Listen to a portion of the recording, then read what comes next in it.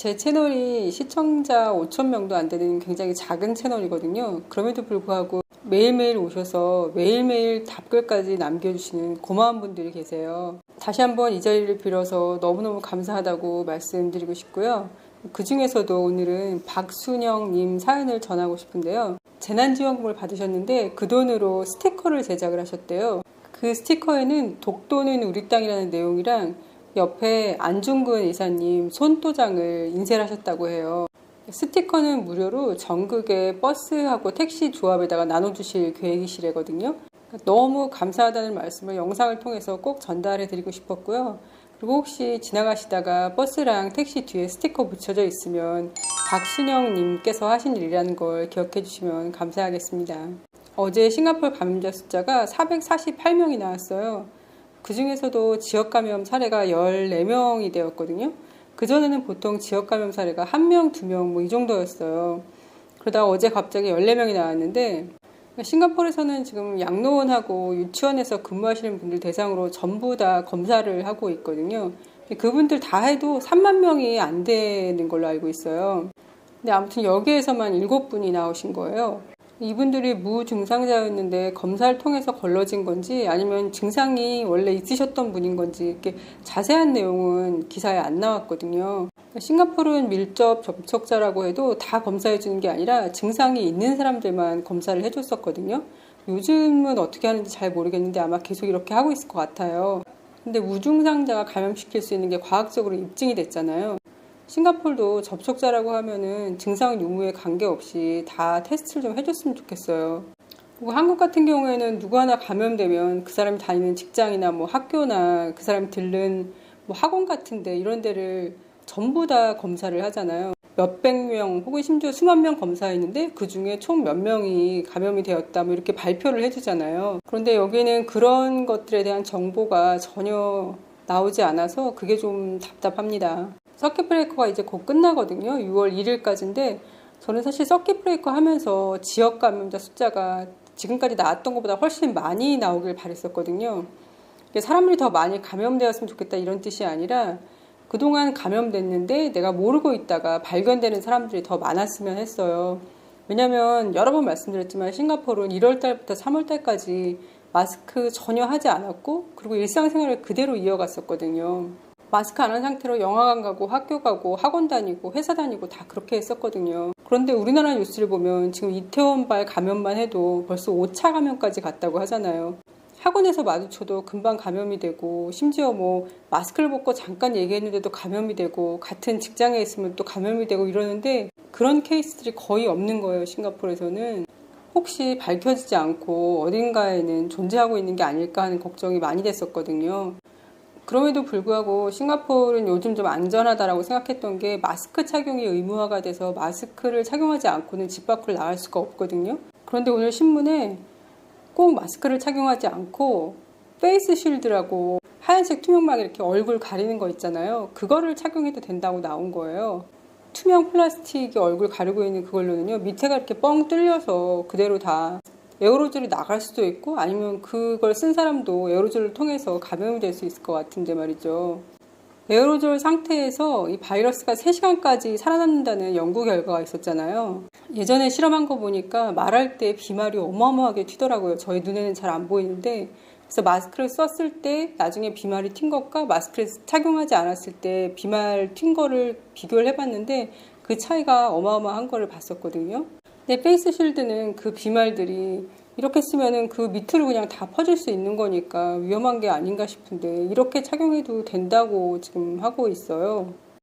서킷 브레이커 끝나고는 셔틀버스를 어떤 식으로 운행할지 모르겠는데 그 전에 서킷 브레이커 하기 전에 아이들 학교 다닐 때는 셔틀버스 안에서 뭐 거리두기 이런 거 없었고 어린아이들은 위험성 이런 거 잘 모르니까 버스에서 뭐 서로 붙잡고 깔깔거리고 사회적 거리두기 이런 거는 상상을 할 수가 없었거든요. 그렇게 가깝게 얘기를 하면은 그 침방울이 다른 아이의 옷 같은 데도 튈 수 있을 것 같거든요. 저는 너무 염려가 되는데 싱가포르에서 의사분들이 그냥 일반인들한테는 안면 마스크나 아니면 이런 페이스 쉴드만으로도 적절한 보호를 받을 수 있다라고 얘기를 하고 계세요.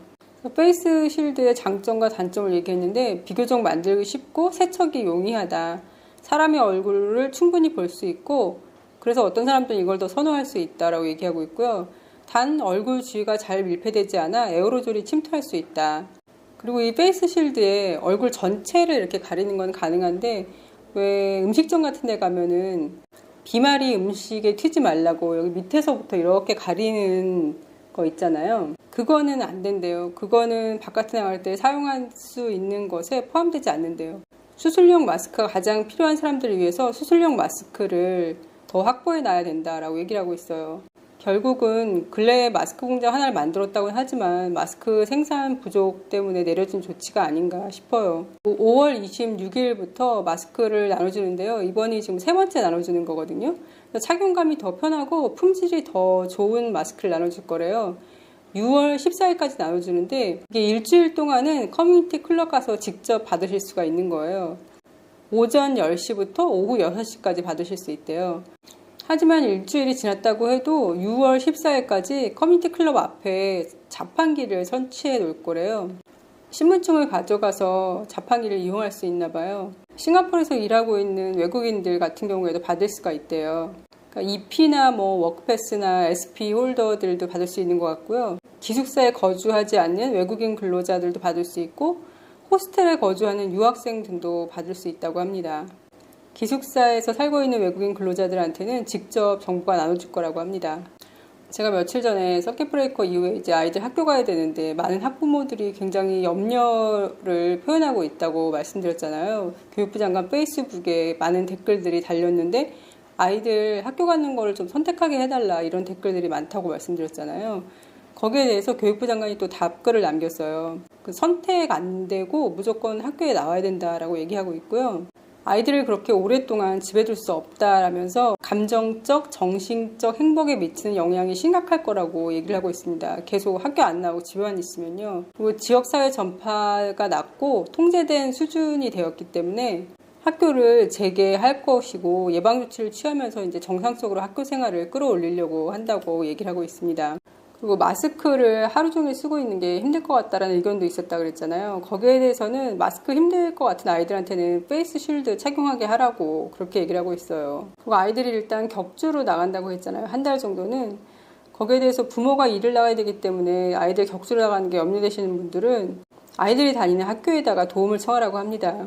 그렇다고 해서 아이들을 저녁 때까지 맡아주고 이러는 건 아닌데요. 홈베이스 러닝을 할 수 있게끔 도와줄 건가 봐요. 집에 돌아가서. 그리고 또 서킷 브레이커 이후에 해도 되는 일과 하면 안 되는 일에 대해서 질문 형식으로 또 답을 했는데요. 내가 사는 지역 외에 좀 더 멀리 있는 공원에 가서 운동을 할 수 있냐 했는데 이것도 여전히 안 된다고 했어요. 모든 공원과 가든과 자연보호구역 등의 주차장은 계속 클로즈 할 거라고 합니다. 그리고 공원 같은 데서 피크닉이 가능하고 그리고 이스코스 파크 같은 비치가 오픈이 될 거냐 했는데 이것도 안 된다고 해요. 공원에서 피크닉도 안 되고 여전히 프리즈비나 축구 같은 거 이런 것도 안 되고 연날리기 이런 것도 다 금지되고요. 모든 해안가들도 다 계속 클로즈된 상태로 유지될 거라고 합니다. 가사도우미분들이 원래 일주일에 한 번씩 쉬면서 나가서 친구들 만나고 그랬었는데 그것도 여전히 계속 금지된다고 하고요. 운전면허 강습이 가능하냐 했는데 이것도 안 된다고 합니다. 지금 창의 공항이 거의 클로즈 상태거든요. 싱가포르에서 나가는 건 가능한데 들어오는 거는 지금 다 불가능해요. 단기 여행자로서는요. 싱가포르 들어오는 것만 불가능한 게 아니라 싱가포르를 통해서 다른 나라 가는 것도 다 금지가 되어져 있었거든요. 근데 이제 서킷 브레이커 끝나고 나서는 싱가포르를 통해서 다른 나라 가는 거, 트렌치 타는 거는 이제 서서히 풀려고 한다고 합니다. 싱가포르에 원래 거주하시는 분이라고 하더라도 싱가포르연이나 PR 제외하고는 해외 나갔다가 다시 들어오는 게 지금 굉장히 힘들거든요. 어프로발 레터를 받으신 다음에 들어오셔야 돼요. 근데 유학생들 중에서 지금 고국에 돌아갔다가 이 어프로발 레터가 안 나와가지고 아직까지 못 들어온 사람이 있다는 얘기를 들었거든요. 나가시기 전에 어프로발 레터를 받아야지만 들어올 수 있다 이런 거를 정확히 정보를 모르시고 나가셨다가 지금 현재 못 따라오시는 분들도 계시는 것 같아요. 5월 24일이 하리라야 푸아사예요. 한 달 동안 금식이 끝나고 음식을 굉장히 많이 준비를 해서 친지들을 방문하면서 음식을 즐기는 가장 큰 명절이에요. 싱가포르에 겔랑세라이 마켓이라고 있는데 그 마켓이 말레이계 사람들한테 굉장히 유명한 마켓이거든요. 예전에 나 혼자 산다에서 성훈 씨가 싱가포르 왔을 때 어떤 로컬 마켓에 가서 장을 봐서 쿠킹 클래스를 참여하는 그런 장면이 나온 적이 있어요. 그 성훈 씨가 들렸던 마켓이 바로 이 겔랑 세라이 마켓이거든요. 여기 마켓에 가면은 말레이식 전통 음식들도 팔고 또 전통 음식을 만들 수 있는 재료들도 굉장히 많이 팔고 있어요.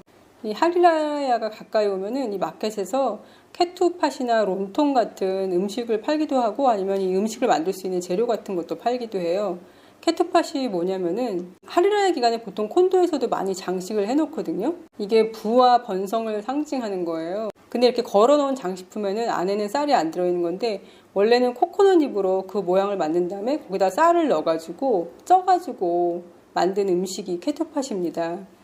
겔랑세라이 마켓에 가면 이 코코넛 잎을 팔기도 하고 아니면은 아예 코코넛 잎 가지고 만든 거를 팔기도 해요. 그럼 거기다가 쌀만 넣어가지고 찌기만 하면 되거든요. 론통도 똑같이 찐 밥인데 이거는 바나나 잎에다가 찐 거예요. 길쭉하게 만들어가지고 찐 거거든요. 이런 케투팟이나 론통 같은 경우에는 다른 반찬들하고 곁들여서 이제 밥을 먹는 거예요.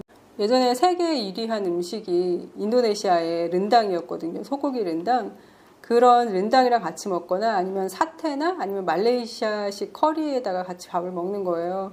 겔랑 세라이 마켓 근처에 헤이그로드 푸트피링이라는 가게가 굉장히 유명한 가게가 있거든요. 근데 막상 가보면 그냥 호커센터 안에 있는 조그만 음식점이에요.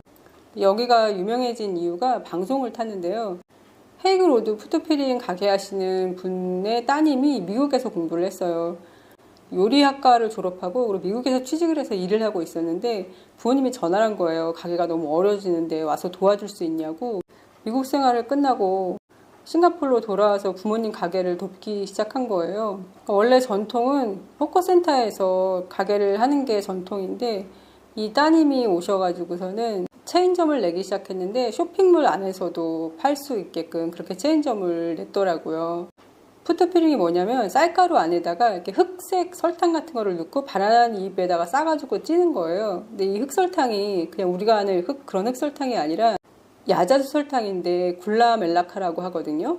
근데 쌀가루에다가 흑설탕이니까 우리나라 백설기에다가 흑설탕 넣어서 먹는 맛이랑 굉장히 비슷해요. 잠깐 찐 거라서 떡처럼 쫀득하지는 않고요. 먹을 때 좀 잘 부서지는 경향이 있어요. 나중에 싱가포르 여행 오시면 한번 드셔보세요. 싱가포르 뉴스에 나온 한국 소식도 전해드릴게요. 5월 21일 날 처음으로 외국인이 자가격리를 어겨서 체포됐다고 합니다. 23세 일본인이래요. 5월 2일 취업비자로 입국해서 공항 검사에서는 음성으로 나왔는데 입국자 전원이 무조건 2주간 자가격리를 하고 있으니까 자가격리 명령을 받았는데 CCTV하고 카드 거래를 확인해 봤더니 식당, 카페, 수의사 방문 등 14일 중 8일 동안 규정을 어긴 걸로 나왔대요. 그래서 이 남자는 지금 경찰서에 수감되어 있고 곧 구치소로 보내질 거라고 합니다. 우리 입장에서는 14일 자가격리 중 8일 동안이나 지키지 않은 게 괘씸한데 일본에서는 이걸 알면 또 뭐라고 할지 모르겠네요. 틱톡이 자사 플랫폼을 통해서 2번의 K-POP 라이브 공연을 한다고 합니다. 5월 25일 4시에 하고요. 그 다음에 5월 27일 7시에 열릴 예정인데 녹화를 해서 하는 게 아니라 라이브로 한다고 해요. 5월 25일에는 몬스타엑스, 카드, 아이콘, 강다니엘, 악동 뮤지션, 에이핑크 등이 나오고요. 5월 27일에는 하이즈, 지코, 크러쉬, 딘, 에픽하이 같은 힙합과 랩 아티스트들이 나온다고 합니다. 싱가포르를 비롯한 전 세계 시청자들한테 공개가 되고요. 라이브 쇼에 참여하는 모든 생방송 시청자들을 위해 틱톡이 1인당 0.5달러를 기부한대요. 그래서 그 모금된 기금은 이번 전염병 구호 활동을 지원하는 데 사용된다고 합니다. 시청자들은 틱톡에서 라이브로 스타들과 교류하게 되고요. 인앱 도전을 통해서 모금에도 참여할 수 있다고 합니다. 그럼 오늘도 건강하세요.